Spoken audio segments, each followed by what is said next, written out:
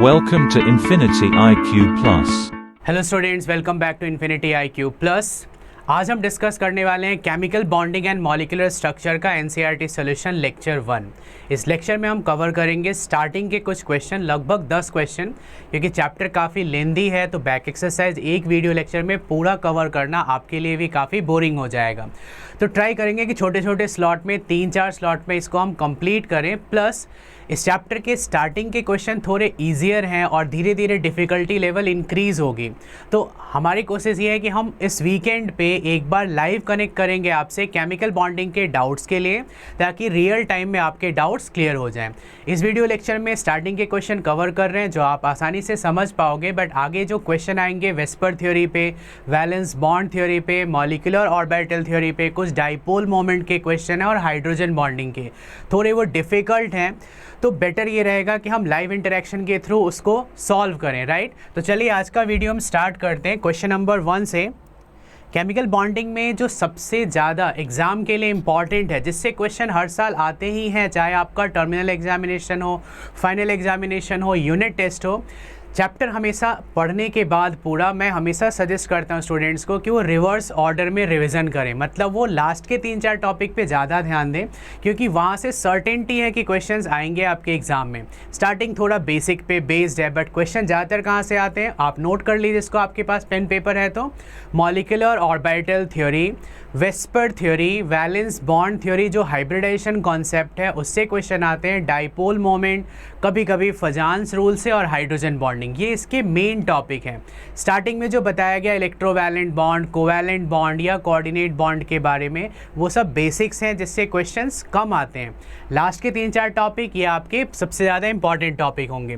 तो सबसे पहला क्वेश्चन है एनसीईआरटी बैक एक्सरसाइज का, वो है explain the formation of chemical bond.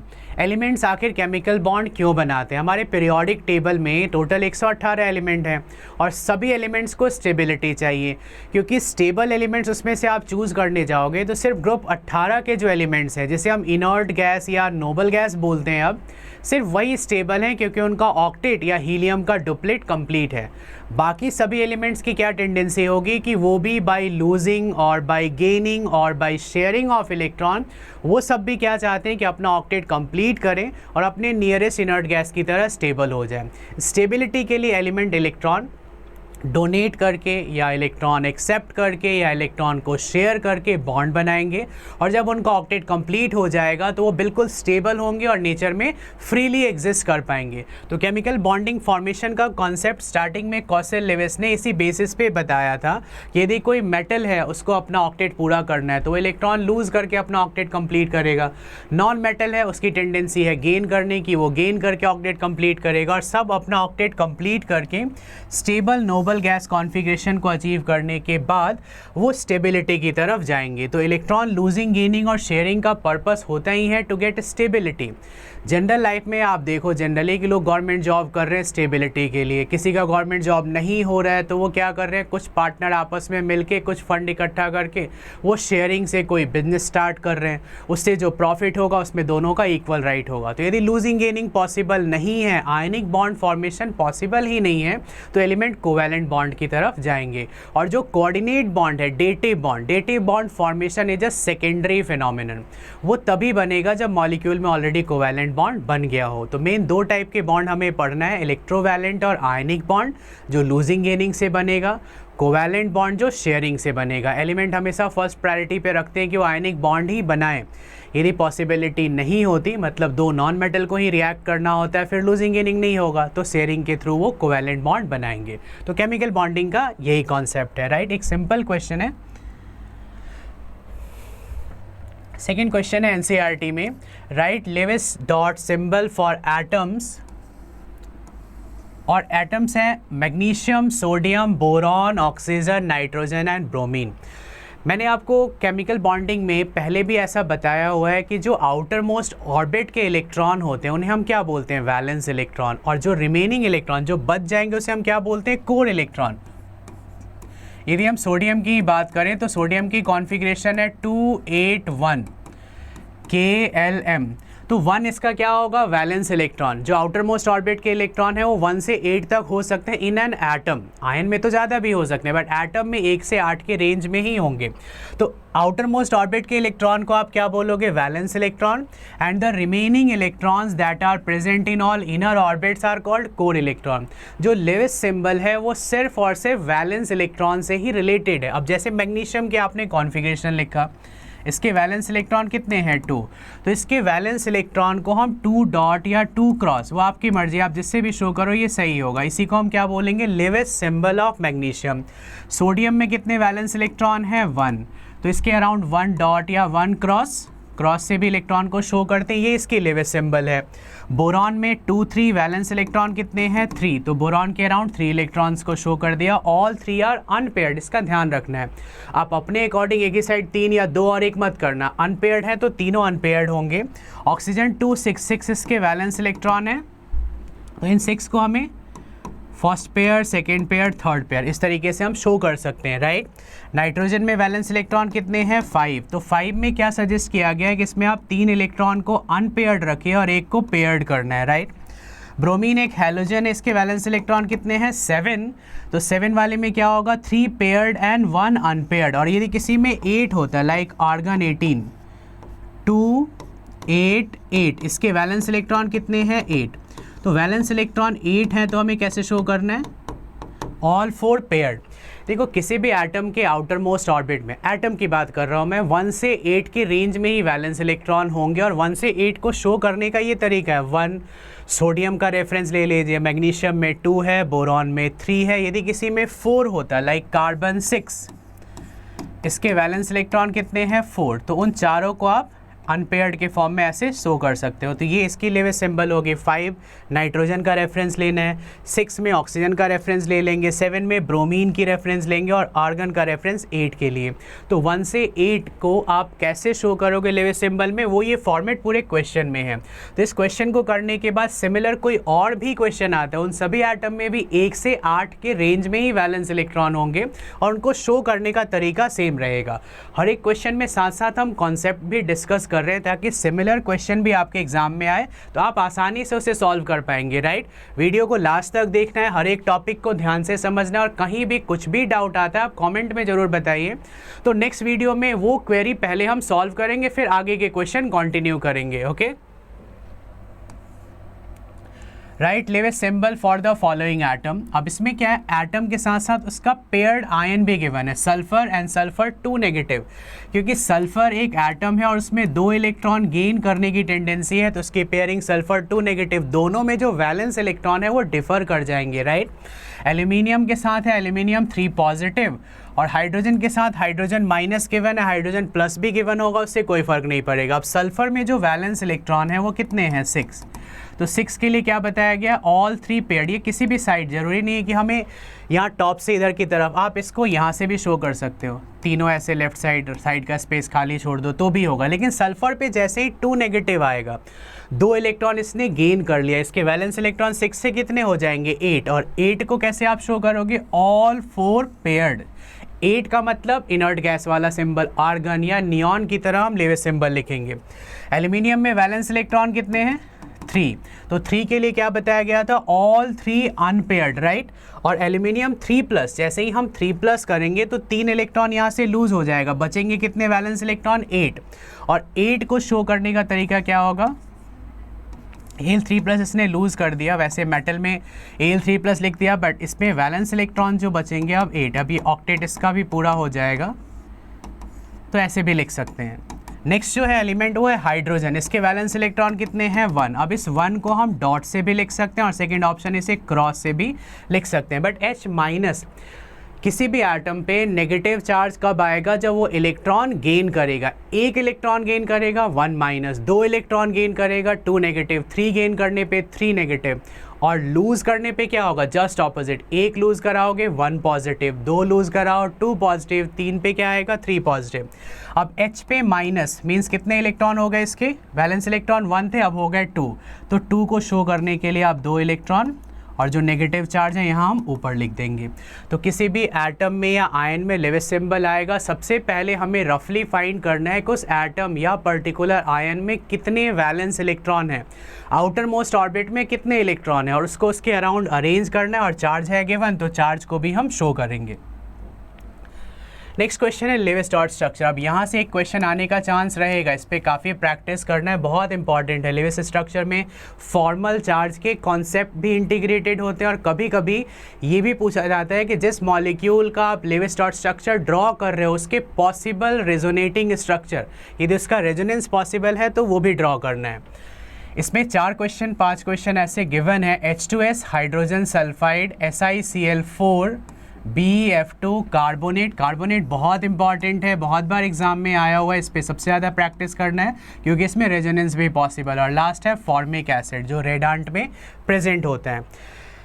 इसमें रफली एंड रिजल्ट तो आपको दिख रहा है स्क्रीन पे, बट मैं एक तरीका बताऊंगा कि आप कैसे इसको डील करोगे। एग्ज़ाम में कोई भी मॉलिक्यूल या कैटायन या एनायन, उसके लेविस डॉट स्ट्रक्चर या फॉर्मल चार्ज पूछा जाता है, तो उसे हम कैसे सॉल्व करेंगे, इसके लिए तो सबसे बेस्ट एग्जांपल है कार्बोनेट, जिसके आने के चांसेस भी एग्जाम में सबसे ज़्यादा होते हैं।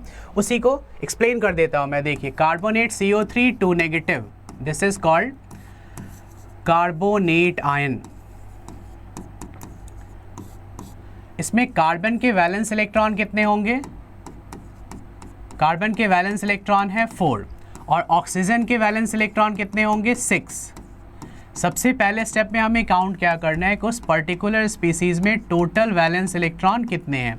कार्बन 1 है और उसके वैलेंस इलेक्ट्रॉन कितने हैं? 4। ऑक्सीजन कितने हैं इसमें टोटल? ऑक्सीजन है 3 और सबके वैलेंस इलेक्ट्रॉन है 6, तो 6 × 3। और यदि किसी स्पीसीज़ पे नेगेटिव चार्ज है तो आप उतने ही इलेक्ट्रॉन टोटल में ऐड करोगे, और पॉजिटिव चार्ज है तो उतने ही इलेक्ट्रॉन क्या करना है, हमें रिमूव कराना है। 2 नेगेटिव था, मैंने 2 ऐड किया। 2 पॉजिटिव होता तो 2 हम रिमूव कर देते, राइट। और न्यूट्रल है तो कुछ करना ही नहीं है। टोटल इलेक्ट्रॉन कितने हो गए? 24। अब डिसाइड करना है कि इस मॉलिक्यूल में या इस आयन में सेंट्रल एटम क्या है। सेंट्रल एटम कौन सा एटम होता है? The less electronegative atom of the species is called central atom, and hydrogen atom can not be central. जो लेस इलेक्ट्रोनेगेटिव होगा, अब कार्बन है लेस इलेक्ट्रोनेगेटिव, ये सेंट्रल है, और 3 ऑक्सीजन है। स्केलेटल फॉर्म में हम क्या रखते हैं? सेंट्रल एटम को मिडिल पे, और जितने अदर एटम होंगे उससे उसको सराउंड करेंगे। आगे का कॉन्सेप्ट क्या है कि हमारे पास जो भी टोटल वैलेंस इलेक्ट्रॉन थे, पहले हम उसका यूज़ करके अदर एटम्स के ऑक्टेट को या डुप्लेट को कंप्लीट करेंगे। तो इस 24 में से 8 इलेक्ट्रॉन हम फर्स्ट ऑक्सीजन को देंगे, 8 इलेक्ट्रॉन दूसरे को मिलेगा। पहले डिस्ट्रीब्यूशन अदर को, सेंट्रल को तभी कुछ मिलेगा जब कुछ बच रहा हो, अदरवाइज सेंट्रल को कुछ नहीं मिलेगा। तो 8 8 8 टोटल कितने हो गए? 24। 24 इलेक्ट्रॉन थे टोटल, सब यूटिलाइज हो गए, कार्बन को कुछ मिला नहीं। यदि ये 26 इलेक्ट्रॉन होते, 2 इलेक्ट्रॉन बच जाता, तो वो बचा हुआ 2 इलेक्ट्रॉन आप कार्बन को दे सकते थे। अब जो कॉमन एरिया के इलेक्ट्रॉन पेयर है उसे हम बॉन्ड में कन्वर्ट करेंगे। कॉमन एरिया का इलेक्ट्रॉन पेयर, इसे मैंने बॉन्ड में कन्वर्ट कर लिया।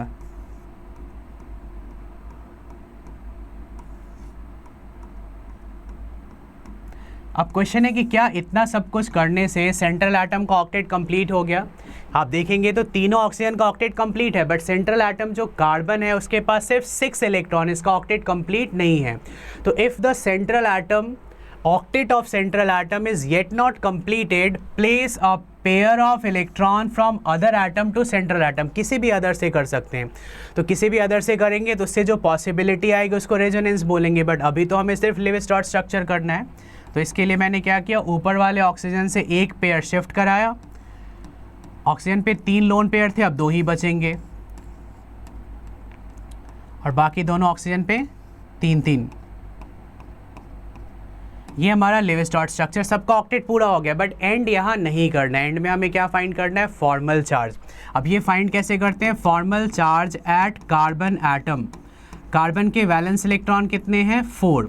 कार्बन में लोन पेयर के कितने इलेक्ट्रॉन हैं? एक भी नहीं है, -0 -½ इंटू कार्बन ने बॉन्ड कितने बनाया? 4 बॉन्ड, और 4 बॉन्ड में इलेक्ट्रॉन कितने होते हैं? 8, तो इंटू कर दिया 8। तो 4 - 4 क्या आ गया 0। ऑक्सीजन के केस में हम कैसे पता लगाएंगे कि किसकी चार्ज फाइंड कर रहे हैं, तो तीनों ऑक्सीजन को आप मार्क कर लीजिए 1, 2 एंड 3। 1 और 2 सेम सिचुएशन में है तो किसी एक की चार्ज फाइंड करेंगे, दूसरे का सेम रहेगा। Formal charge at oxygen first, oxygen के वैलेंस इलेक्ट्रॉन कितने हैं 6, इसमें लोन पेयर के कितने इलेक्ट्रॉन दिख रहे हैं टोटल 6, और -½ into number of electron in bond pair, इसने सिंगल बॉन्ड बनाया और सिंगल बॉन्ड में इलेक्ट्रॉन कितने होते हैं 2, ये कैंसिल आउट होके कितना आ जाएगा -1।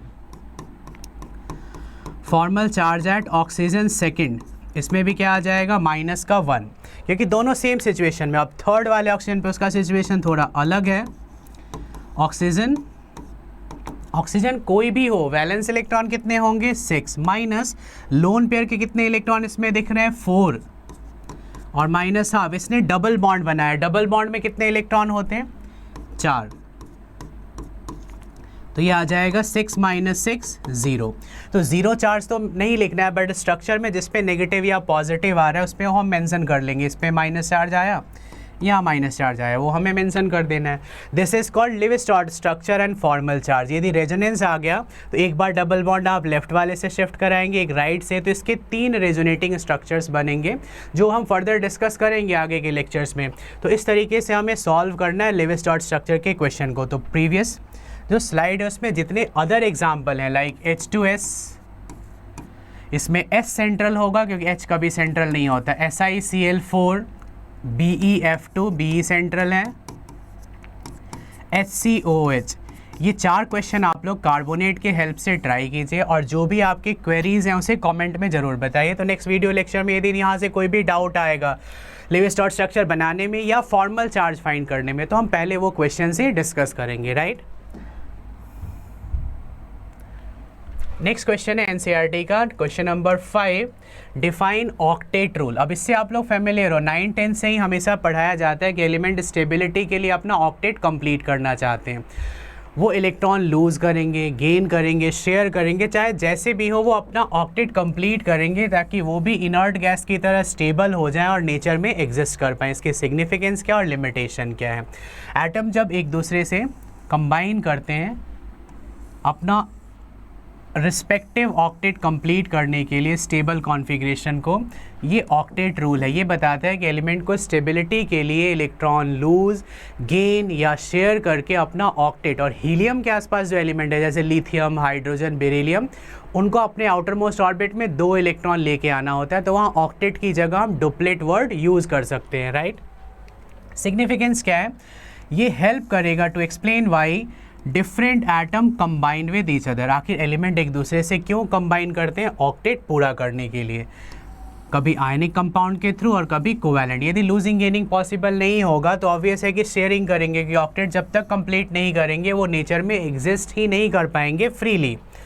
लिमिटेशंस क्या है octet rule, according to octet rule जो एटम्स हैं जो पार्टिसिपेट कर रहे हैं केमिकल कॉम्बिनेशन में to achieve the configuration of nearest noble gases element, उसके लिए वो कर रहे हैं। लेकिन कुछ ऐसे भी एलिमेंट्स हैं जैसे some of the noble gas element like xenon भी आजकल कुछ कंपाउंड बना रहा है, तो यहाँ ऑक्टेट रूल ओबे नहीं हो रहा है। जिनॉन का तो पहले से ही ऑक्टेट कंप्लीट था, 2, 8, 18, 18, 8, 54 इसकी एटॉमिक नंबर है, फिर इसने क्यों कंपाउंड बनाया, ये ऑक्टेट रूल से एक्सप्लेन नहीं हो पा रहा है।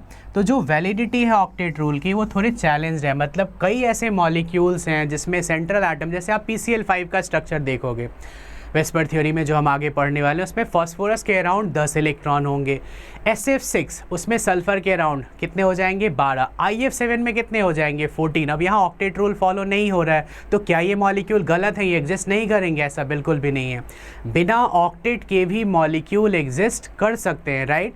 एग्जिस्टेंस के लिए और भी कॉन्सेप्ट आगे जो आया है वेस्पर थ्योरी या वैलेंस बॉन्ड थ्योरी, वो उनके सपोर्ट में है। जरूरी नहीं है कि ऑक्टेट पूरा करके ही मॉलिक्यूल स्टेबल होंगे, उसके बिना भी वो स्टेबल हो सकते हैं।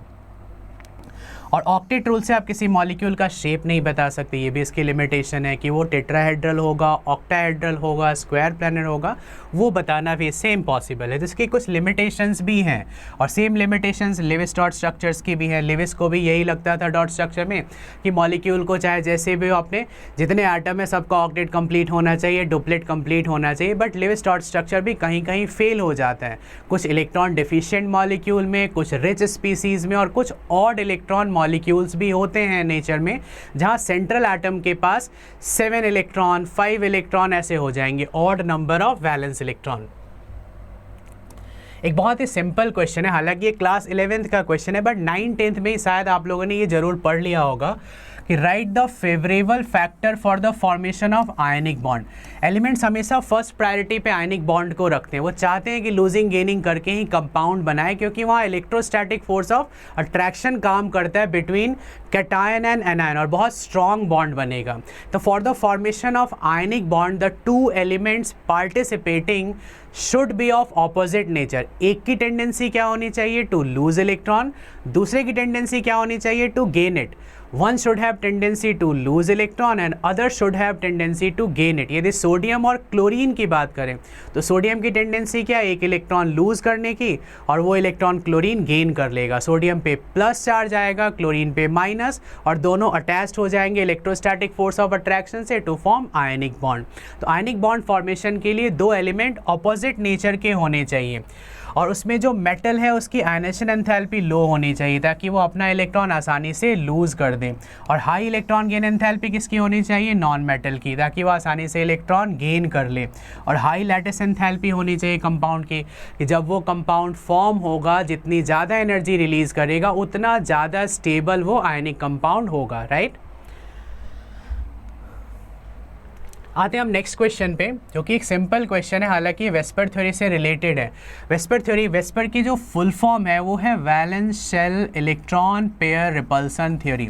हालांकि इससे भी पुराना जो मॉडल है वो है वीवीटी, वैलेंस बॉन्ड थ्योरी, जो 1927 में ही आ गया था। हिटलर एंड लंदन साइंटिस्ट ने दिया, पॉलिंग ने उसे रिवाइज कराया। 1940 में सिज्विक एंड पॉवेल ने वेस्पर थ्योरी प्रपोज किया मॉलिक्यूल का शेप आसानी से बताने के लिए, एंड 1957 में नाइहोम एंड गिलेस्पी ने इसे रिवाइज किया। इसके रूल इतने सिंपल हैं और एनसीईआरटी में इसके 2 टेबल भी गिवन है, तो आप उस टेबल को गो थ्रू यदि करेंगे तो इस टेबल के हेल्प से हमें शेप असाइन करना आ जाएगा, ज्योमेट्री बताना आ जाएगा। आपको 2 चार्ट मिलेंगे एनसीईआरटी में। एक चार्ट में वैसे मॉलिक्यूल को कवर किया गया है जिसमें सेंट्रल एटम के पास एक भी लोन पेयर नहीं है, और दूसरे में ऐसे मॉलिक्यूल को कैटर किया गया जहां सेंट्रल एटम के पास डेफिनेटली 1 और मोर लोन पेयर हैं, राइट। तो इसके हेल्प से हमें valence shell electron pair repulsion theory के हेल्प से कुछ गिवन मॉलिक्यूल की शेप या ज्योमेट्री बताना है। जिसके पास लोन पेयर नहीं होता सेंट्रल एटम में, उसकी शेप और ज्योमेट्री सेम होगी, आप याद रखिएगा, और जिनके पास लोन पेयर होगा उसकी शेप और ज्योमेट्री डिफर कर जाएगी। BeCl2, BCl3, SiCl4, AsF5, H2S and PH3। अब जैसे BeCl2 की हम बात करते हैं, इसमें बेरिलियम क्या है? Central atom.